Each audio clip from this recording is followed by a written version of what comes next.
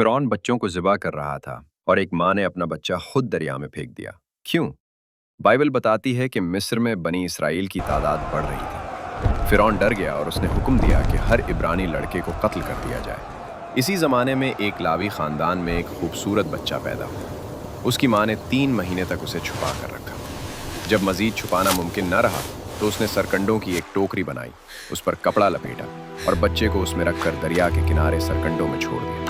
बच्चे की बहन दूर खड़ी सब कुछ देख रही थी। इतने में फिरौन की बेटी दरिया में नहाने आई। उसकी नज़र उस टोकरी पर पड़ी। उसने खादमा को भेजा और टोकरी निकलाई। जब उसने टोकरी खोली तो बच्चा रो रहा था। बाइबल कहती है कि उसका दिल तरस से भर गया और उसने कहा, ये इब्रानियों का बच्चा है। बच्चे की बहन आगे आई और कहा, क्या मैं उसके लिए कोई दूध पिलाने वाली ले आऊं? यूं बच्चे की अपनी माँ उसी बच्चे को दूध पिलाने लगी और बाद में फिरौन की बेटी ने उसे अपना बेटा बना लिया और नाम रखा मूसा, क्योंकि उसने कहा, मैंने उसे पानी से निकाला है। सोचे, फिरौन जिस बच्चे को मारना चाहता था वही उसके महल में पिलने लगा और बस यही आगाज था।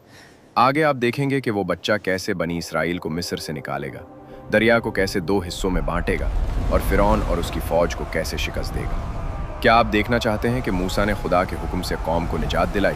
तो कमेंट करें हाँ या नहीं। दूसरा हिस्सा जल्द आ रहा है। इस वीडियो को देखना मिस मत करें।